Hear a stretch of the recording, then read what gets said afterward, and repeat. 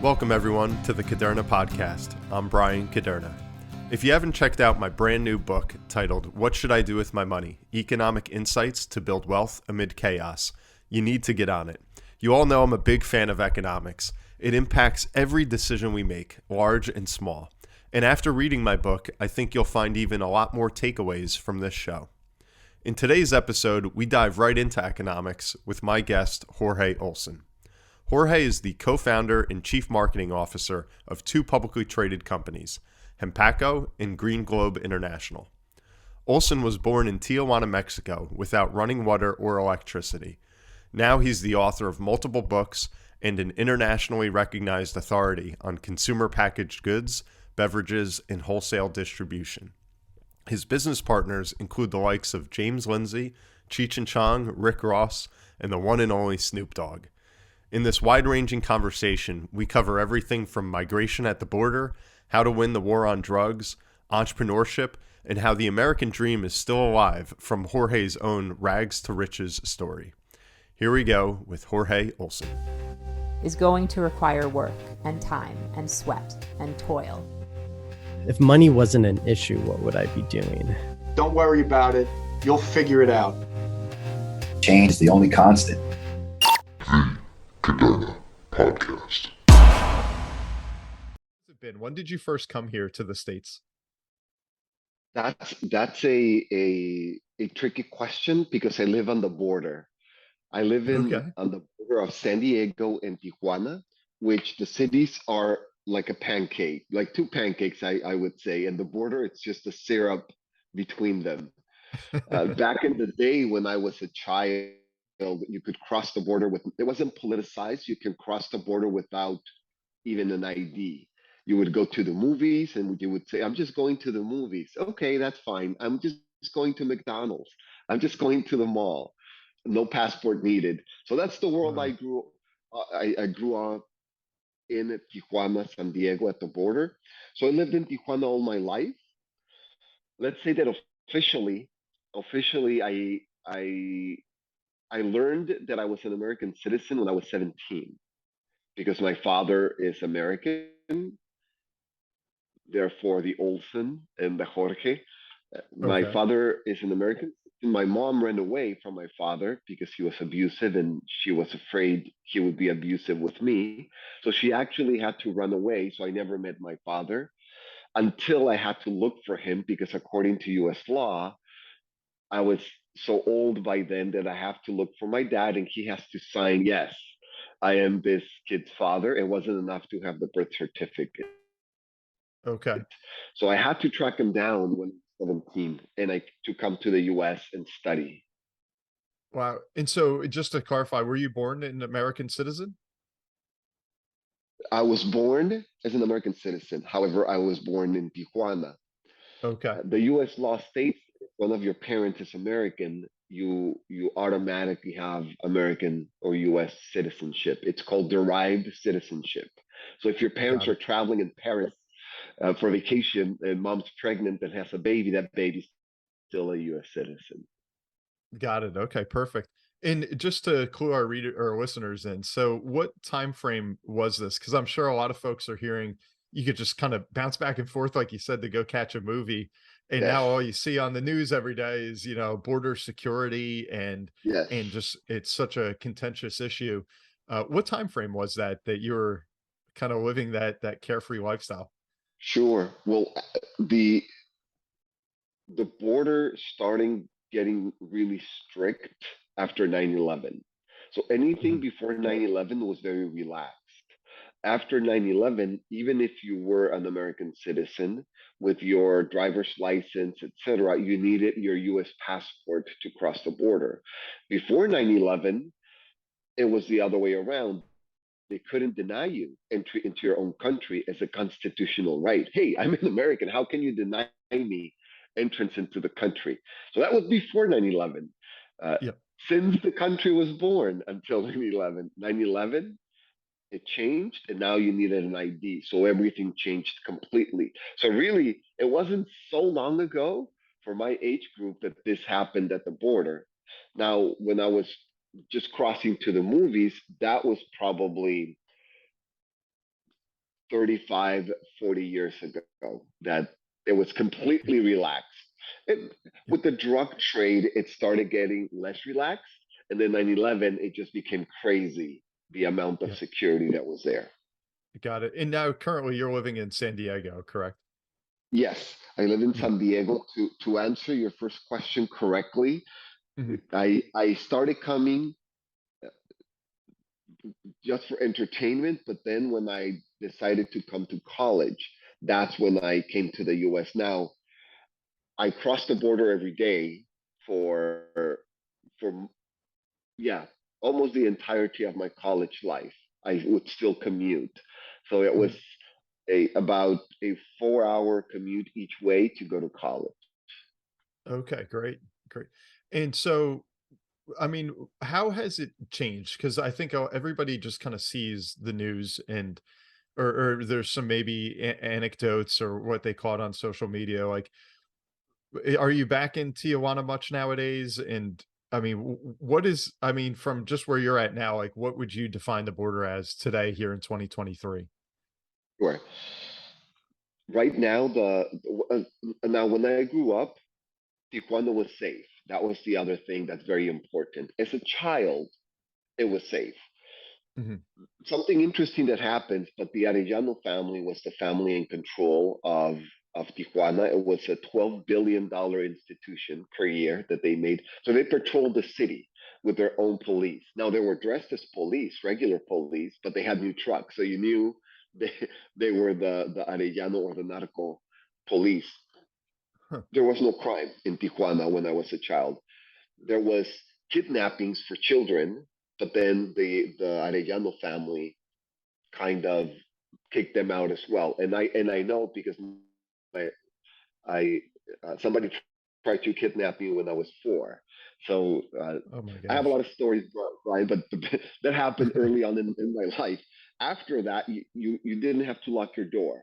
It was so safe. So I didn't have a lock on my door until I was maybe 16. I used to close the door with a newspaper to hold it closed. So it was that safe. My mom would leave her purse in the car, windows down. It was that safe. As I became a teenager, it started becoming very unsafe. And then when the U.S. government captured the Arellano family, it was the dangerous city in the world. It became the most dangerous city in the world. Now, um, the food is fantastic. We have an office and a factory in Tijuana where we make hemp paper, rose petal paper for smoking. It is Tijuana is safe, especially for tourists. There's some misunderstanding a lot of times with the news. There's no profit in doing any bad things with tourists, so they Hmm. try to stay away. Lately, there was a kidnapping of U.S. citizens, the first one in maybe 30 years. It was a mistake, and then the people who did it were by the narcos. They sent them to the police, which is strange, but they sent it to the police immediately. They said, "No, you did wrong. You're not supposed to mess with tourists." And boom, next day they were at the police station. Really, at the border, what you see in the Tijuana San Diego border, you see a lot of tourism, especially culinary tourism and art tourism. Tijuana is now a hub for art, music, and food. The food is fantastic. Wine country is in Baja California. It's full of tourists, of American and Canadian tourists, as well as national tourism, Europe tourism. So a lot of chefs from all over the world are coming to Tijuana and to Baja California to experience this new culinary tradition that exists now. So that's what That's you great. have now. Now, what you Mhm. see in the news is people washing the border and uh, several other things. Uh, I've never seen that in my life. Yeah. There's probably one highlight that they keep running and running because I cross the border about every week, and I've never seen anything like what I see on the news. Yeah. Now, let me tell you what's the big problem. It's the border wait. That's the big problem that we have because before people would cross very quickly. And when I say quickly, about an hour wait. Now it can be 4 or 5 hours to wait to come and shop in the US.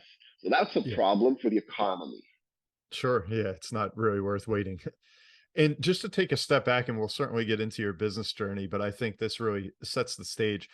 So, and I don't want to mispronounce the name of the family that was patrolling and really had total control of Tijuana, but you said that the Yeah. US had essentially kicked them out of Tijuana. Did I catch that part correctly? They ordered his capture. So the Okay. US pressured it. He was the most wanted person in the US by the FBI. This is the Okay. Arellano family. And you can see it now on Netflix. The one of the several nautical programs that they have is about this family. So when I grew up, they were in power, the Arellano family. You would go to the taco stand and eat tacos standing up in a street vendor, and and the person next to you would be one of the Arellano family members eating tacos there like nothing. So Yep. they weren't afraid of being captured. It wasn't a big deal until the U.S. ordered their capture by Mexican and U.S. Special Forces, and they swept the entire family in one day. Okay. And the time frame wise, again, was I assume this was like during the war on drugs that that all this was kind of going on. Correct. Okay. And then essentially once that family was kicked out, it was just a vacuum for violence gangs and the Yes, like. kidnappings, violent crime, everything that you never saw in Tijuana. A lot of kidnappings, a lot. Friends of mine were kidnapped. Family members were kidnapped. One of Mhm. my uncles was kidnapped. So that never happened before. So the vacuum was a great vacuum. Now the drugs didn't stop either. On the contrary, profit increased for the narcos. So capturing one or two people doesn't work. Mhm. It's supply chain and economics, and sometimes in the war on drugs we forget that it's supply chain, supply and demand. It's the economic part, and supply chain is the what's gonna dictate the profit to these narcos. And for there's a great book called Narconomics that explains Mm. how when the U.S. increases for every dollar the war on drugs, the profit goes up by the same percentage to the drug cartels. So, and I know we're digressing a little bit, but what That's would you fine. say if I, yeah, if I could ask, I mean, what's the solution there? Because I mean, this is just such a huge thing. It's an international issue, of course, that we want to try and get our hands around and have control over. It's Yes, devastating to youth and folks all around the world. But like you said, we can yes, increase the spending, we can increase the enforcement, we can declare war on drugs, we can do these yes. things. Maybe in some areas it works, in other areas it can have unintended consequences, like in Tijuana. Yes. I mean, what do you do? How do you address the issue? Well, I believe in economics and in supply chain, partly because my background is in wholesale distribution, but also because I was born in Tijuana at the border, which was the number one point for crossing drugs into the U.S. I've seen and in a previous life helped drug addicts both on both sides. In my youth, I did that on the weekends. I was a missionary since I was 15.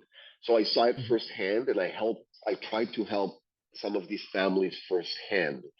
I am convinced that, like most things in the world, this is a supply chain and an economic problem. But let's see it from a supply and demand perspective. This is clearly a supply and demand problem. Right now, the problem is no longer cocaine, for example, or pot, because pot is legal in California. Right now, the problem is pills. So the big addiction that we have in the US is from pills, from prescribed pills that then Mhm. they cannot find prescribed and they look for the street vendor to supply them. And then they're coming from Mexico, South America, and they're coming from Asia as well. The problem is some of these pills are killing our kids because they're not made correctly or they're just poison and one dose can kill a lot of our youth. The problem is not stopping the pills from coming in, because that hasn't worked in 50 years. Each drug czar that comes in has said our war on drugs has not worked. What we've been doing and the money that we've been spending has not worked 1%. Not 1%. Nothing has worked, even 1%. Sure, a lot of times they put in the news, we captured $1 million worth. Yes, and that's a tiny, that's probably 1 hour's worth of traffic that came through. How about the other 23 hours? Well, they came through. Well, then you, then you didn't do anything. It was just for the picture in the news. So the solution is the same solution that we see in business and in other countries with economic problems. We have to address the demand. That's the solution. We have to address the demand. Even the economists are looking at the supply problem and the demand problem, and they will tell you in every report that you see substantial differences when you can address the demand. The problem is that doesn't make the news. Spending money and having more guns at the border, because now it's becoming militarized. So having more guns and sending more money is easier, and it makes the news and it makes politicians happy. However, it doesn't make an impact in our kids, in our economy, or in the drug problem. Well, I think the real talking point right now isn't so much just the drugs that are flowing over the southern border, but it's just the people, the Yes. immigration issue, probably more so at this point than a drug issue. But going back to the drugs, because it does seem like it's kind of like whack-a-mole, where you can go capture the Pablo Escobar, and it's this Yes. gigantic victory. It's so happy we finally did it, but then it's just kind of who's up next, and somebody can kind of fill that void, and then we just hit the reset button in a way. So I think the demand side, controlling that, just simply comes back to education, does it not? It does, exactly. It's education, it's alternatives, is shock therapy sometimes. Mhm. But yes, it's mostly education and having alternatives for kids that are not drugs, that can give them something, that can feel something. For me, it was sports as a youth. For some Yep. kids, it's sports, but some kids, they need something else. Yep. Okay. And the And immigration, is another big topic, of course. Uh, and same thing. It's right now. It's very political, and that's why we sure. see it a lot. When I was growing up, and even before, the U.S. would send trucks to Mexico or buses to Mexico, begging people to come, Mhm. uh, because they needed hands, especially in the field. They needed hands. They still need hands, so they're still asking for the workers. But now it's politicized, so they're not letting them through, but they're still asking for the workers. Right now in the US, we have a big demand problem for labor.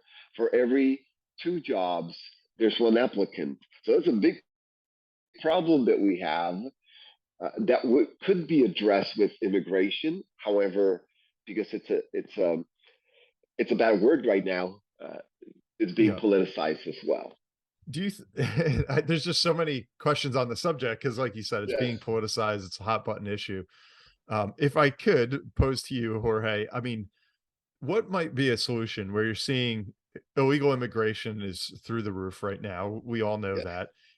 We don't, and it seems like when you have it in, it's not like it comes equally to all 50 states. Everybody has their fair share of new immigrants that they have to fold into their economy. It can just get Yes. inundated into this kind of funnel that could be in California or Texas. And then I think some of these economies, these infrastructures say, what do we do? We don't have the Yes. resources. We don't know where to then move them next, and the jobs to fill, and so on and so forth. So it's such a huge issue. And I feel like you have different sides of the coin, from put up a wall and just say we're closed for now, to, well, let's just kind of erase the rules and say everybody's welcome in, everybody's a citizen. Where in between that huge divide can we find common ground? Sure. I think it's also a supply and demand problem. I think it's also a problem of economics. If we don't have supply or if we don't have demand for labor, they wouldn't be coming into the U.S. So um, that's a big issue right now. Now, immigration, it's not through the roof. It's just that we see the news through the roof about immigration. For example, Mexican American immigration is negative right now into the US. It's negative. So when we think that it's a big problem because they're leaving, not because they're coming. The big problem that we have in the US in immigration is that we have negative immigration. That's the big problem. We didn't have negative immigration before.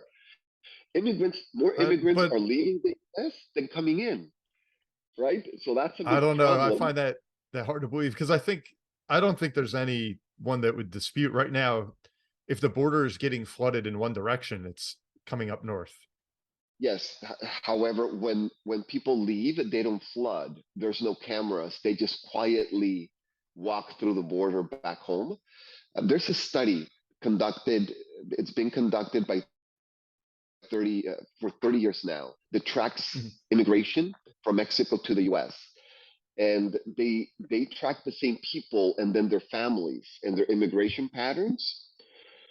So they go, they talk to people, they find where they are, and then they follow them for 30 years. They take blood, they ask them questions about their family, their work, everything. And this is how they track immigration patterns. And then there's the local immigration patterns that are studied here at the border. Before, this is what happened before. Before, the immigration was quiet immigration. They went through and they had different avenues to cross the border. So it wasn't in the news, but people were crossing. People were Mhm. crossing, finding jobs, places to stay, and then they would give word back to their families. Now, this is present because, like I said before, this started with the Bracero program where the U.S. would send people. My father-in-law came to the U.S. this way. They went to his little ranch in Jalisco, up in the mountains, way remote. They went with buses, and they said, "Whoever knows how to work the land, get in the bus, and you're guaranteed a green card on the way. We'll process your green card." It sounds crazy to us right now, right? That Yeah, somebody would do this. It's crazy. Well, back then it wasn't politicized. They needed the workers. sure. The U.S. The American-born workers didn't want to be a hand in the field, so they had to go out of the country, bring them in. You couldn't do that now, Mhm. right? That would be almost impossible to do that. Those people had kids, and then those people brought more people. Right now, there's still a demand for workers, and that's why they're coming. Now, a lot of the things that we see in the news are caravans Yeah. of people looking for political asylum, which is different from the regular immigration that we've seen over the last 50 years into the US. Yeah. So these are And refugees. that's what I wanted to ask too, Jorge. I know a part of it is we're coming to America for the American dream or because there's jobs. Yes. But then the other part of that equation is who are fleeing their situation, whether it be in Central America or, where some of Yes. the caravans that you just alluded to, where they come from. I'm sure a lot of them, most of them want jobs, but it's what's the bigger motive? Is it to find that new role, or is it just getting the heck out of wherever it is I am right now that perhaps is not safe? I think it's perhaps it's not safe, and they're political immigrants. Now, if you're a political immigrant from Cuba, again, because it's politicized, you're guaranteed entry into the US. Guaranteed. You touch the ground, they can't touch you, right? Mhm. Venezuela is not in that court right now. So a lot of people from Venezuela are in these caravans trying to get political asylum from the US. And this is part of the problem. They come in a caravan. The caravan is organized politically, but they're not organized in how they're going to cross the border. Before, when there were no caravans and people would come 10 at a time, 20, 100, 1,000 at a time. They just crossed the border illegally, and it was easy because you didn't have the huge caravan coming at the same time. In other words, it never made the news because there were 10, 20, 30 at a time coming in. It's making the news now because they have caravans that are politically organized and they're inviting the news to come and have coverage. And now you need to process 1,000 people at the same time, and that's very difficult. Before, when they were leaking in for jobs, there was no processing. You didn't have to process them. They would just go cross the border, go get their job, do their job until they can get their green card or their work permit. We never knew. Uh, I, I know of them because I know a lot of them personally, or they open up to me if I go eat in. I went to eat in a private club in New York. One of my clients invited Sandro and I. This is You have to pay to play, 4 stories, beautiful music playing with live bands. The waiter of this fancy club, uh, I I noticed he was Mexican, so I started speaking Spanish, and immediately he opened. Oh, I came illegally. My whole family came illegally. I just got my permit a month ago, and this is one of the fanciest clubs in New York. My Mhm. point of this is you wouldn't know. You Yeah, wouldn't know they're illegal or not now because it's politicized. Of course, all of these people are illegals. So yep, again, then we have to dive into why are they coming, and yep, and and that's a bigger story, and more sure. of geopolitics. Yeah. Yeah, I know. And I just wanted to kind of get some of your insight because I know it is a huge Yes, issue that's very nuanced, and there's a lot that yes. we could have a whole episode just on that. Oh, But I want I actually wrote a book on it. It's to. it's called the Latino Vote. So I did quite a bit of Oh, research. okay. This is why I have it in the tip of my tongue. Mhm. Even though the book was written a few years ago, I still remember a lot of the research that I did for the book. Yep. And it's also, and it's good that we have these books that sometimes I wouldn't say that they pose different sides, but they're different viewpoints. Where Yes, your book was called The Latino Vote, you said? yes, Yep. And I came out with a book last week called What Should I Do with My Money? But the first chapter is on population. And you see here in the States, we're at about 330 million people in America. And our growth right now isn't so much intrinsic. Our families are having less and less kids, which each year that goes by. But we yes, do have immigration, and that has been for the history of the U.S. kind of a shot in the arm, where we're able to attract talent and knowledge from around the globe. So it's interesting to kind of see these things and how they're unfolding. And it's like we have the resources there, or the supply there. I guess it's constantly using it and figuring out how to optimize it within an economy that is the challenge. yes. So it's yeah, a lot to go over there, and people can check out both books to learn more. But I wanted to ask you, Jorge, taking a step back. So you are in Tijuana, you're a US citizen living in Tijuana.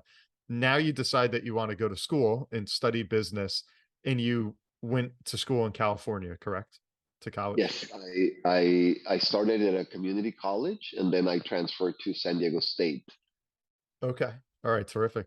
And were there the same opportunities in Tijuana or in Mexico at the time, or did you know that education you had to come up to California to? That's a very interesting question.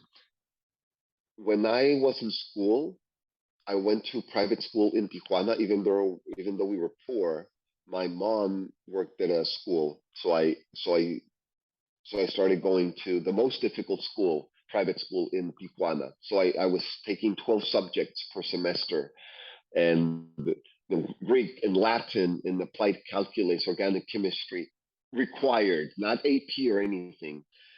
When you come back then, if you came from Mexico, they would you would skip 1 or 2 grades when you came from Mexico to the US. You would skip 1 or 2 grades because Mexican education was at a higher level. But then when you came to college education in the US was at a much higher level than Mexico. So it flipped. I Mhm. originally wanted to study business, but I changed my major Well, actually, I studied business, but I didn't graduate with a major in business. But I did study it, and I was about to finish my MBA when I left for an opportunity in Europe. But that's how that's how it played out. Now, I had to come to the US because I needed to live in California in order to get residency and then be able to go to school without paying as a foreigner. Okay. I made this decision over a weekend. My uncle, who lived in the US, came to me on a Friday and said, "You know, you're a US citizen." I said, "No." "You know, you can study in the US." I said, "No." He said, the US universities are the best in the world, and people from China come, people from Mexico come, people from Europe come. You should think it over because you can study in the US. So before then, my entire life in my mind was in Mexico. Hmm. School, the path that I needed for success, especially at that point, my goals were to retire my mom and my grandma, who worked two jobs. My grandma was a door-to-door salesperson, sold business cards and other printables to businesses throughout Tijuana every day, the whole day. My mom had two jobs, went to school at night to get her bachelor's. So then I thought, okay, in the US they pay more than in Mexico. I can accomplish my goal of retiring my mom and my grandma, Hmm. getting water, getting electricity, getting water, and then getting hot water because those were tiered goals. So then I thought about it, and then on Sunday, and then my uncle said, of course, you can come live with me, which was the big catalyst, right? Because if you don't have a Sure. place to stay, that can be difficult. Yep. So on And so Sunday, if I I could just jump them in, up. Jorge, was so you were going to private school in Tijuana, so you were kind of ahead of the curve, and then you Yes, were able to then go to American University. Was that a common track? Like, were a lot of your classmates and buddies that you had grown up with, was that a goal, or was that something that your uncle introduced that was really kind of like a novel concept? it was a novel concept that I've never heard in my life Okay, before. It wasn't on got my it. radar. I never considered it. I already knew the university I was going to next in after graduating. I already had my plan. It was a tough plan because in Mexico minimum wage is about $50 per week, and you can start with the degree at 100 or $150 a week. With the bachelor's, maybe $200 a week. So even just getting electricity in would have been $10,000. So you can see how that does the math doesn't add up. It's going to take you a decade to have electricity. So what I thought I needed to do is I thought I needed to be a CEO when I Mhm. was 14, 15. Before that, I wanted to be a missionary. I was a missionary. So I had my missionary track. Okay. A writer. I always wanted to be a writer, so I say I can be a writer and a missionary. Go to the mountains of Mexico, help the Native Americans. That was my goal until I saw that we were poor. Because when you're a kid and you have the love that you need, sometimes you don't realize that you're poor. But once I realized we were poor, I said I need to do something about it. And then I started, okay, CEO. I didn't know you could be an entrepreneur, of course. In Mexico, that wasn't taught. So I thought, what's the highest level that you can reach? CEO. Well, I guess I'll be a CEO. That was the catalyst. My Okay. uncle, my goal being a CEO, and then the belief that yes, I would get a better education in the U.S. That's awesome. And just if I could, I mean, it sounds like you had I don't want to say lucky, but you were blessed that you had some people to kind of guide you on a good track. A lot of your friends that were going to the school with you as you grew up, what came of them? Like, you say that it was difficult, living where you lived. It was difficult to get to college in Mexico, Yes, and there was a gap in the cost and what people were making.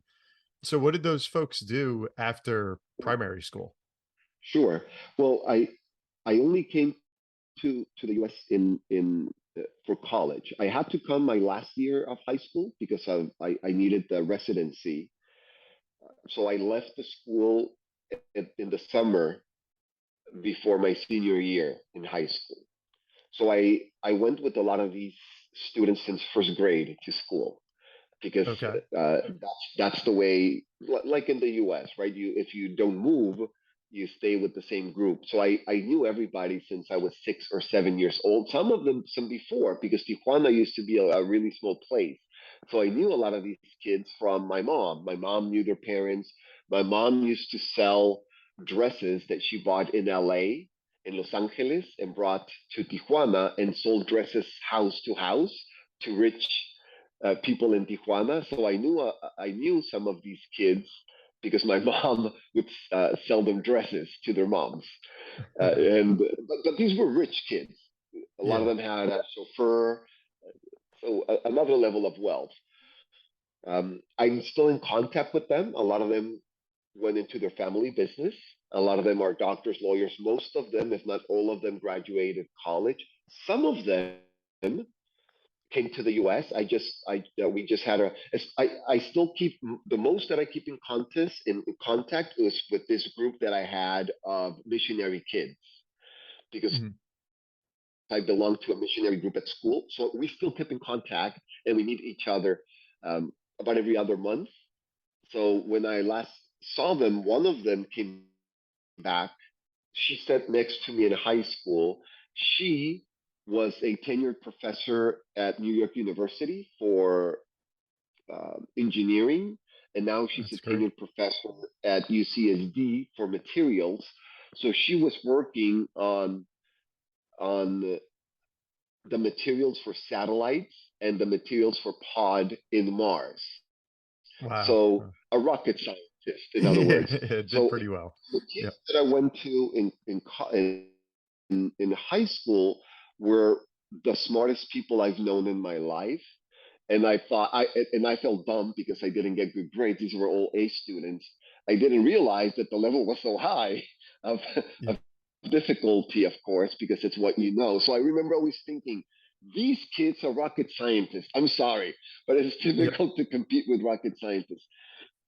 And turns out they were rocket Yeah. scientists. Wow. It's just that the ones that Pretty came cool. to the US, real rocket scientists, the ones that Yeah. stayed in Mexico, were at Sony, Panasonic, Black and Decker, all of these international firms that are established in Tijuana. And on that point, so the education system, it sounds like you were there at a pretty good time. And then, like we talked about at the beginning of this episode, that, once that family that had total control over Tijuana kind of got the boot, and then there was this unfortunate vacuum in the city. Yes. Did that affect education, or was that somehow insulated from some of the mayhem that transpired? That's another very thoughtful question. It did affect education, but not the way you would think. It affected education because they built schools. And when they left, nobody else built schools. So they were building schools and putting in infrastructure for the roads and electricity and other things for those schools. When Mhm. they when they were captured, the other people that came in didn't care about the community. So then it was more destruction. And the other way it affected education is parents were afraid to send their kids to school with this new violence. Parents were afraid to send them to basketball practice because everybody walked, right? I had to go twice to school. So I walked 4 to 5 miles per day every day since I was 7 years old. So that I still walked after this happened, but now I was afraid of violent crime when I was walking Mhm. through the city. Wow. Yeah, there's so many different dynamics kind of at play here. Sometimes things Yes. that you take for granted. So then we fast forward, and you were able to get here to the States. You got a great education at San Diego State. And did you go straight into the entrepreneurial track, or did you have any early mentors, or what, I guess, was a kind of a tipping point of sorts from then to here? Sure. I've always loved art. My family, it's all artists, no entrepreneurs. My mom currently is a painter. She teaches children to paint. She's a sculptor. I just published and edited her first children's book, Oh, Susie. cool. It's about ants, the world of ants, told with the story her student, which is fabulous, illustrated the book. So that was fabulous, and the book is fabulous. Every page is a work of art. That's So cool. coming from the arts, I went into business, but started taking half business courses, half art courses, because of my love to art.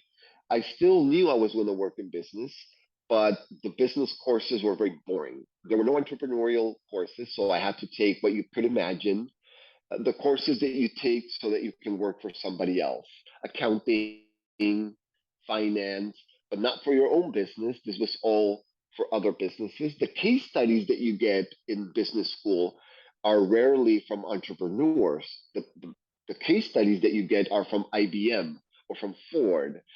Yep. So you don't get inspiration. Oh, this entrepreneur did it, so I can do it. Even the visitors that they brought, the professors brought speakers, no entrepreneur speakers. They were all employees teaching us how to get a job or how to hone in on our interviewing skills, things like that. So on my own, I was trying to learn how to be an entrepreneur. I tried to start little businesses here and there and failed at all of them, but I was trying. And as you know, in the US, you're not only expected to fail, but failure is good when it becomes to business.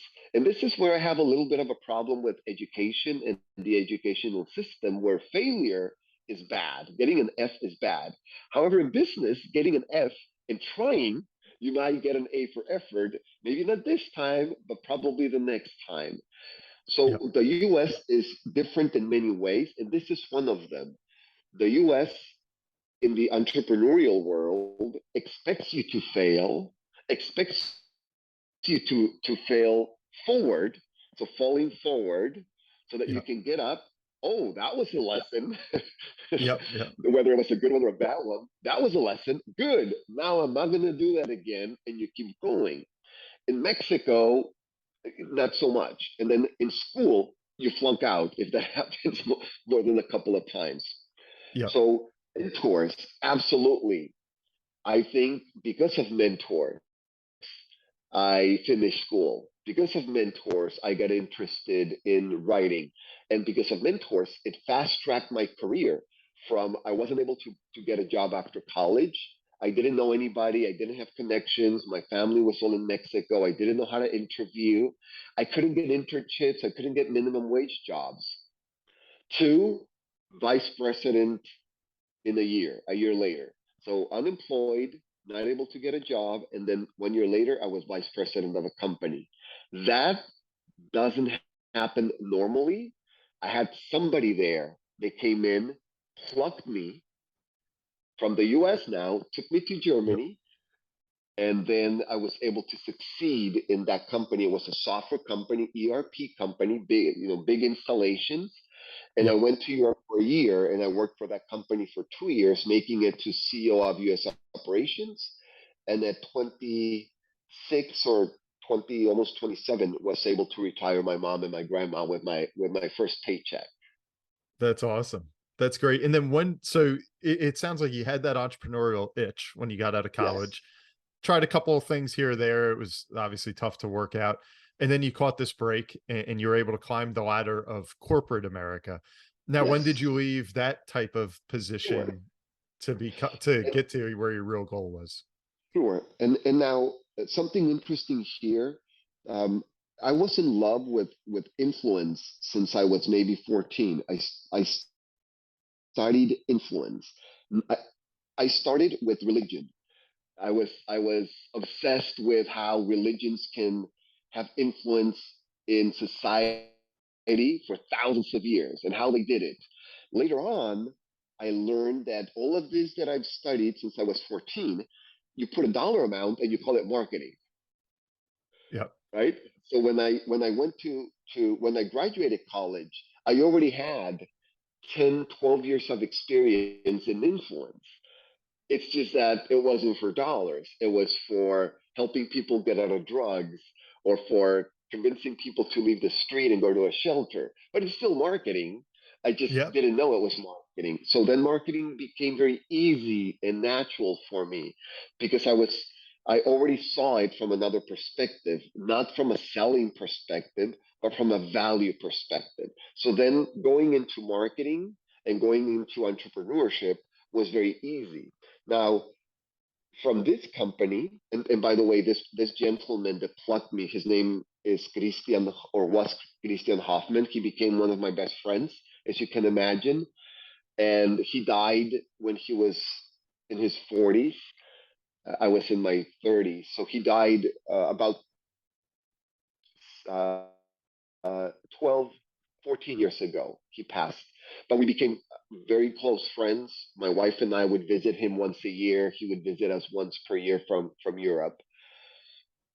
He not only gave me the opportunity, but installed a German work ethic that is beyond comprehension because the way those guys worked when I was there was incredible. So then it wasn't hard to succeed because I had the work ethic. And remember I mentioned that my commute was 4 hours each way. Well, I decided to spend that in a bus or public transportation university.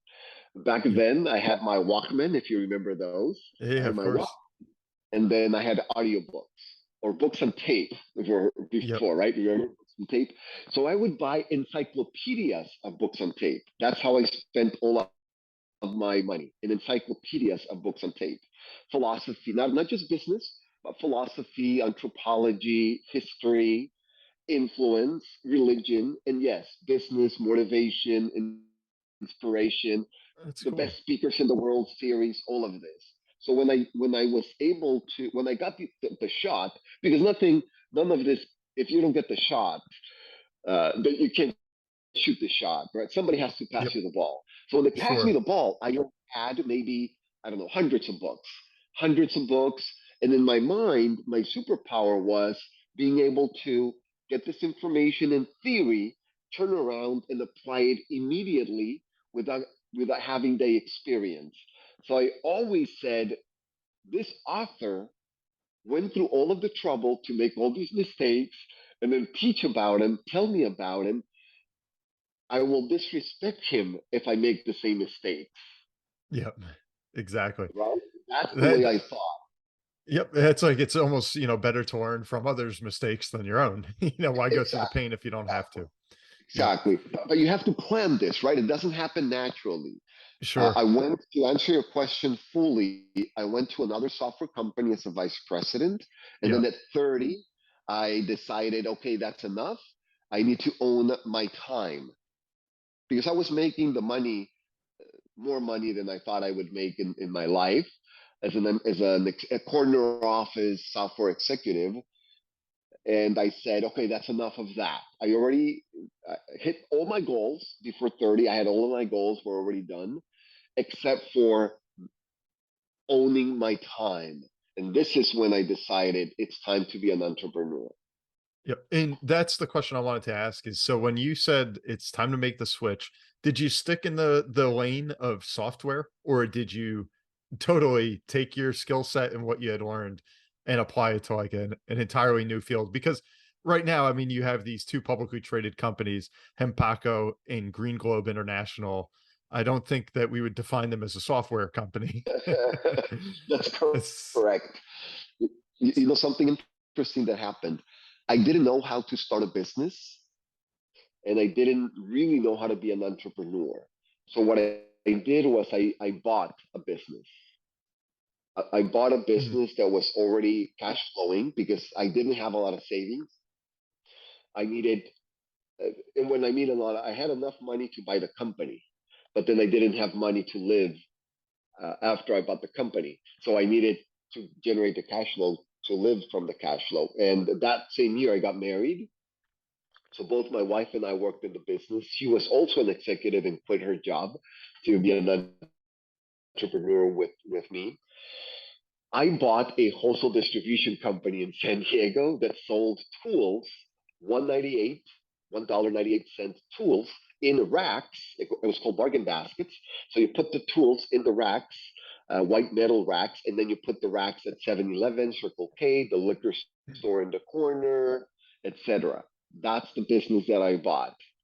Huh, interesting. And then did that work out, or how did that unfold? Like, is that one that you bought with the intent to Sure. build it up and then resell it, or was that? No, I wasn't that sophisticated. I didn't know you could do that. No, I bought it because I wanted so badly to own a business, and I didn't really think it through. If I would have thought it through, I would have started a business, probably a software business. Now, I was reading the paper every day for about 3 years looking for businesses. And then even though I wasn't buying the businesses, I would call and negotiate for the purchase of the business to get the practice and to see what it was like. So I saw the paper and I found this business, and it was maybe, well, I called every single business that I saw in the paper. So I don't know how many dozens of calls I made, but this was one that actually made sense. It wasn't just somebody pumping up their company. It was an older gentleman that was in the business. He had bargain baskets for 20 years. So he had good faith with these stores for 20 years. And he would import the tools himself. He taught me the business.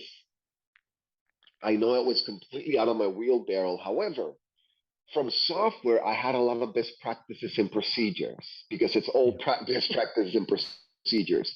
I was able to bring that into this industry that was more, the grandfather owned the business, then the son worked in the business, and then the son of the son worked the business. So this is what I saw out there. Both retailers were like this and wholesalers were like this. So very old best practices that I was able to change and then double the business immediately. The gentleman that sold me the business, his name was Marshall Shields. He came out of retirement, put $1 million in, and we took it to 17,000 stores with the same best practices that I had. Really, not a lot has changed. And we right now, our business model is the same business model for wholesale distribution I'm talking about that I had 20 years ago when I bought this business. That's so cool. Yeah. I guess if it works, it works. And not only that, that was my wholesale distribution university. I got this incredible mentor that had been doing it for, well, he had bargain baskets for 20 years, but he was in this business for 40 years when I met him. He was 60 something when I met him. So I got 40 years of education from a mentor, one on one, every single day.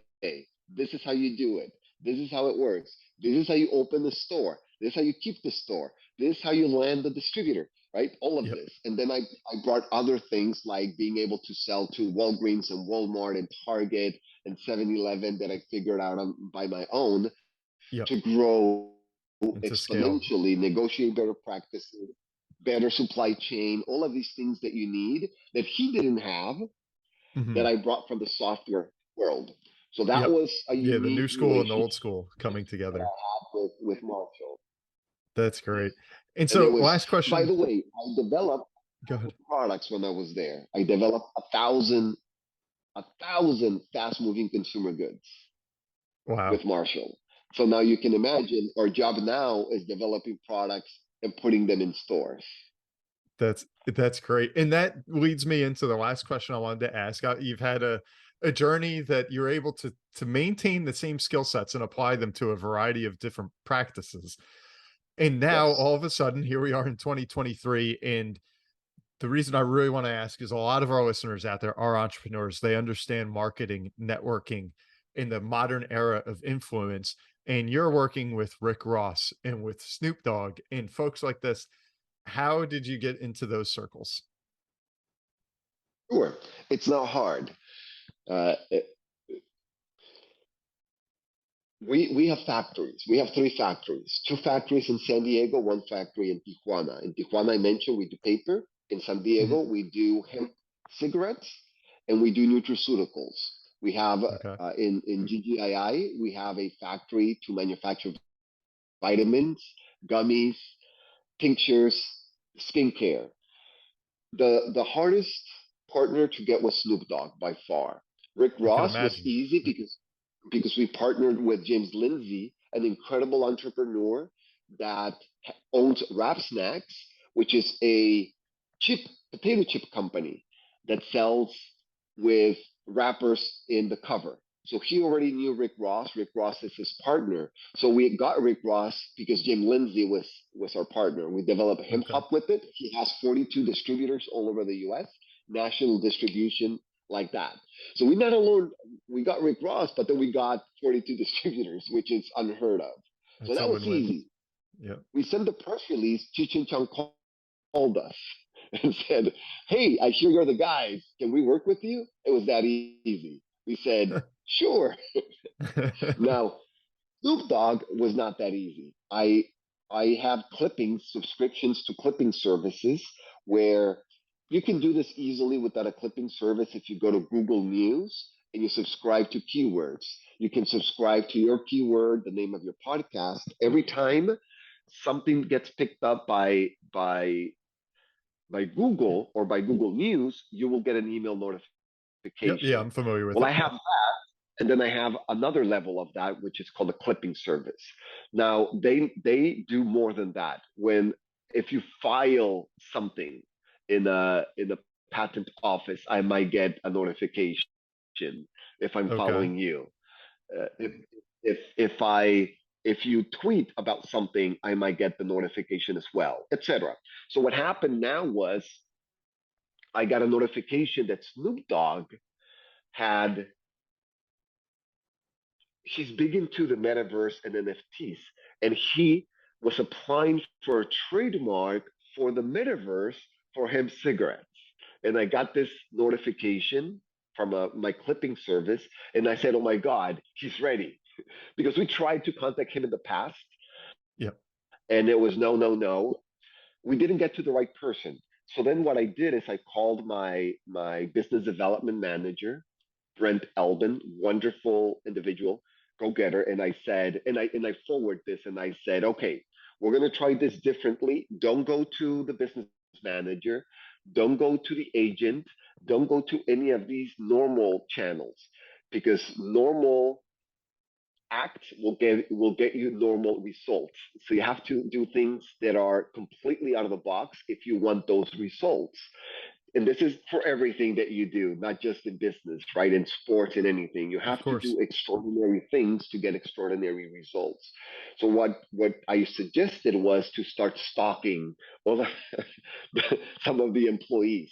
So we started with LinkedIn, which is actually my favorite social media platform. I have like 10 groups that I manage with some with 100,000 members, and I have a huge following there. So it's easy to connect with people for me on LinkedIn. So then I said, don't follow the agents or all of these high profile people. Follow the people who actually make the sales, who actually get on planes. Follow them and contact them through LinkedIn, and it'll be easy because that's their job. So then we got to the right person, a business development, product creation type person, Tiffany. Incredible. One of the things I have to say about Snoop, his team is amazing in every way. They're kind, which is something rare and something I look for in my partners. I want people to be kind. And she That is was a so nice kind. substitute. And so She's this good at was her through job. LinkedIn. That is essentially where the connection Yes. transpired. It was on LinkedIn to someone that worked in his inner circle, and then to Snoop. She was in LA. She came the next week to see us. She toured the factory as the tour finished. Our factory is incredible. So she went through the factory, got out, and said, "You're my guys," just like that. It's the best factory I've seen in my life. It's done. The deal's done. That's great. Just like that. Huh. That is so cool. It's amazing with technology and with these social media channels who you can connect to kind of just like this conversation happened. Yes. So, Jorge, this has been fantastic. I want to finish especially with what we call the lightning round. And Yes. this is when I just fire some questions at you. You tell me the first thing that comes to mind. Are you on board for that? I am. All right. So here we go. Number one, what is your favorite movie? Star Wars. I love it. Okay. Number two, your favorite book? That is a very difficult question because it depends on my mood, it depends on what I'm doing. But I will give you one of my favorite books, and I will divide fiction and nonfiction as well. I read a lot, and I write fiction as well. I write fantasy under pen names.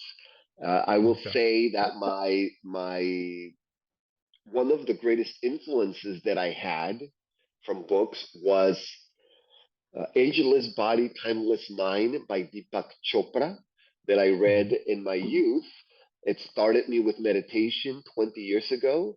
Now it's in vogue with breathing and breath work, but Sure. also in longevity. So I started early thinking about longevity. So that was my one of my favorite self-help books. And Okay. then I read about a book a week. I used to read a book a day uh, Jeez. in my commute, so it's tough. Yeah. It's Yeah. tough to pick one, but I'll pick that one because the consequences of that book right now are in fashion, which is meditation and breathing. Got it. And did you have a hero growing up? If so, who? I had multiple heroes growing up. Now, as a kid, one time I woke up like at 2 o'clock in the morning and I went to the bathroom and I saw my mom reading, studying for college at candlelight at 2 o'clock in the morning because we didn't have electricity. When I saw that, this is why I was able to commute 8 hours to school and succeed as an entrepreneur, as an athlete, as a writer. Because when you see that as a child, Mhm. something changes with your neurology. You get some sort of synapses in your brain that says there's no excuse anymore. What's That's your right. excuse? Oh, it's raining and I have to walk to school. Hey, you didn't have to have a kid and read at candlelight at 2 o'clock in the morning. Exactly. So Yep. my mom growing up My mom. was definitely my hero, and then it That's changed beautiful. That's teachers awesome. and writers. But my mom, still to this day, my mom, if you speak with her today, she will tell you, Brian, what a coincidence! Because today's the best day of my life. I saw this bird outside that looked at me, and it was so wonderful. And I read the best book I've ever read, and I saw the best movie I've like every day. It's like Yeah, very positive outlook. That's great. even today, even Yep. today, it's like And do that. you have a favorite quote to live by? Again, I have a lot of quotes. In Mexico, you have a lot of ancient quotes, and my grandma was the queen of quotes. For everything, she would throw at you an old 100-year-old quote, and I would have to think because I also read a lot of quotes. I enjoy a lot of quotes from Marcus Aurelius in his Mhm. meditations. He has Mhm. some incredible quotes that apply to business, to life, to everything. I like a lot of quotes by Einstein as well and other people. Let me think of one at least from my grandma. And then when I would prank my grandma a lot, and then she would call me about. She didn't use foul language, but I tried to prank her enough that she would use foul language with me. That was my goal. Um, I can't think of a single That's fine. one single quote because there's so many in my brain.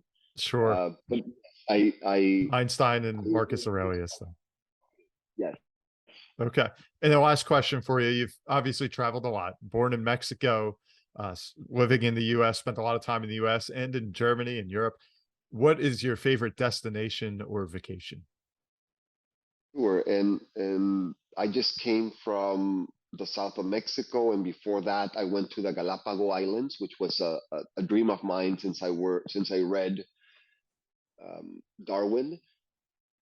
However, I would have to say that at the moment, because again, that has changed over the years, but at the moment, I want to go back to the south of France and stay there for 3 or 4 months, finish a couple of my books that I haven't been able to finish. So at the moment, I want to go back to the south of France, Yeah. where I made a wonderful trip with my wife, and I said, oh, "Yeah, I have to come back." So that's still fresh in It's my mind. The food was amazing in these little towns. I know. I did a So cruise that's there to probably yep, to Nice and Monaco, and it is out of this Oh. world. Yep. Yes. Yes. All right. This was great. Thank you so much for coming on the show, Jorge. Where can people find you if they want to learn a little bit more, get some of your insights? Where can Sure. they follow you? Well, my handles, my personal website, it's all easy because it's my name, Jorge Olson. So jorgeolson.com. I have my books there, links to my books. I just finished writing Build Your Beverage Empire third edition, which is going to come out next month. The links for everything are there. The links for my publicly traded companies are also there. So they can go there and then find me everywhere. My links to my social media is also there in jorgeolson.com. And it's Jorge Olson everywhere, my handles as well. Perfect. Perfect. Well, everyone, thank you again for tuning into another episode of the Caderna podcast. I'm Brian Caderna. Today, I've been joined by Jorge Olson. What a conversation. We covered a lot of ground there. Maybe we'll have a round two at some point in the future. But Jorge, thanks again for your time. Brian, it's my pleasure. You're very welcome.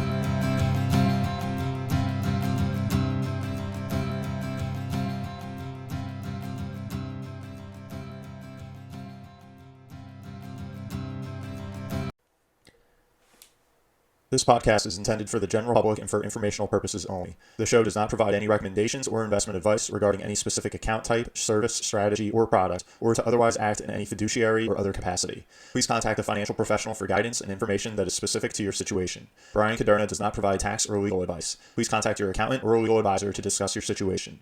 Guest speakers and their firms are not affiliated with or endorsed by Park Avenue Securities, Guardian, or Caderna Financial Team, and opinions stated are their own. All investments contain risk and may lose value. Past performance is not a guarantee of future results. References to specific securities, asset classes, and financial markets are for illustrative purposes only and do not constitute a solicitation, offer, or recommendation to purchase or sell a security. Brian Caderna is a registered representative and financial advisor of Park Avenue Securities, LLC, PAS. OSJ 300 Broadacres Drive, Suite 175, Bloomfield, New Jersey, 07003. Phone number 973-244-4420. Securities products and advisory services offered through PAS, member FINRA SIPC. Financial representative of the Guardian Life Insurance Company of America, Guardian, New York, New York. PAS is a wholly owned subsidiary of Guardian. Caderna Financial Team is not an affiliate or subsidiary of PAS or Guardian. California Insurance License Number 0K04194.